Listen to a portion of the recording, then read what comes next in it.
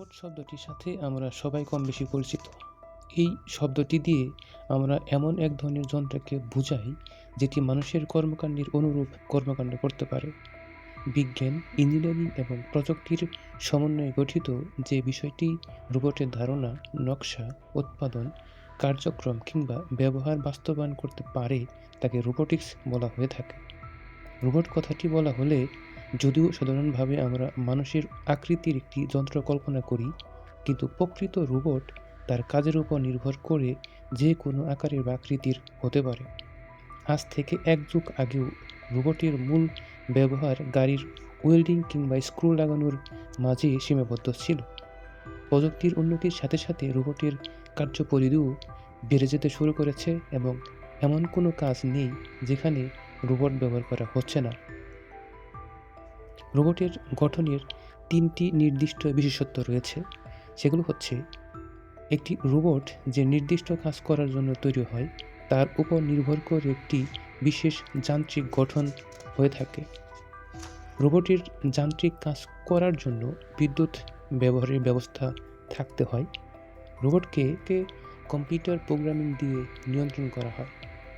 Robot শিল্প এখনও তুলনামূলকভাবে নতুন হলেও এটি সাগরের গভীর থেকে শুরু করে মহাকাশ পর্যন্ত সব জায়গায় যেখানে মানুষের পক্ষে যাওয়া সম্ভব নয় সেখানে কাজ করে যাচ্ছে।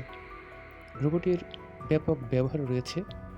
বিপজ্জনক কাজে মানুষের পক্ষে যেসব কাজ অত্যন্ত বিপজ্জনক এবং ঝুঁকিপূর্ণ, যেমন সমুদ্রের তলদেশে কোনো অনুসন্ধানী কাজে, মাইন ইত্যাদি, বিস্ফোরক দ্রব্য নিষ্ক্রিয়করণে, নিউক্লিয়ার শক্তি কেন্দ্রে, খনির অভ্যন্তরে কোনো কাজে, নদী সমুদ্রের নিচে ট্যানেল নির্মাণ ইত্যাদি কার্যক্রমে রোবট ব্যবহার করা হয়।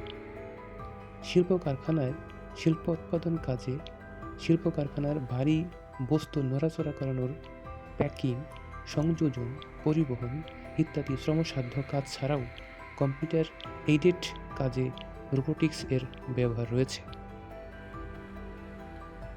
সূক্ষ্ম কাজে মাইক্রোসার্কিটের উপাদান পুঙ্খানুপুঙ্খানুভাবে পরীক্ষণ কাজ, ইলেকট্রনিক আইসি, প্রিন্টেড সার্কিট বোর্ড ইত্যাদির তৈরির জন্য রোবট ব্যবহৃত হয়।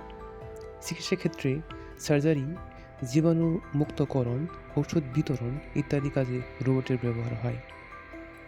সাময়িক ক্ষেত্রে বিস্ফোরক দ্রব্য শনাক্তকরণ, বোমা নিষ্ক্রিয়করণ, যুদ্ধক্ষেত্র এবং অন্যান্য মিলিটারি অপারেশনে রোবট ব্যবহার করা হয়। শিক্ষা ও বিনোদনে শারীরিকভাবে অসুস্থ, পঙ্গু বা অটিস্টিক শিক্ষার্থীদের বিশেষ শিক্ষা ব্যবস্থার ক্ষেত্রে রোবট ব্যাপকভাবে ব্যবহার করা হচ্ছে। শিশুদের চিত্তবিনোদনের ক্ষেত্রে খেলনা রোবট এবং মিডিয়া আর্টের ক্ষেত্রেও রোবট ব্যবহার করা হয়। নিরাপত্তা ও পর্যবেক্ষণে বিভিন্ন গুরুত্বপূর্ণ স্থাপনা নিরাপত্তার জন্য, অন্ধকারে কোনো আগন্তুককে পর্যবেক্ষণ করার জন্য, দুষ্কৃতিকারী কিংবা বিপজ্জনক আসামিকে ধরা এবং পর্যবেক্ষণে পুলিশকে রোবট সহায়তা করে থাকে। মহাকাশ গবেষণায় মহাকাশে কিংবা অন্য গ্রহ-উপগ্রহ সম্পর্কিত নানাবিধ তথ্য অনুসন্ধান ও বৈজ্ঞানিক কার্যক্রম পর্যবেক্ষণের জন্য বা মহাকাশ যান প্রেরণ করার সময় ব্যাপক হারে রোবটের ব্যবহার আছে। ঘরোয়া কাজে, দৈনন্দিন ঘরোয়া কাজে, গৃহকর্মী হিসেবে নিত্য নৈমিত্তিক কার্যাদি সম্পাদনের জন্য রোবট ব্যবহার করা হয়ে থাকে।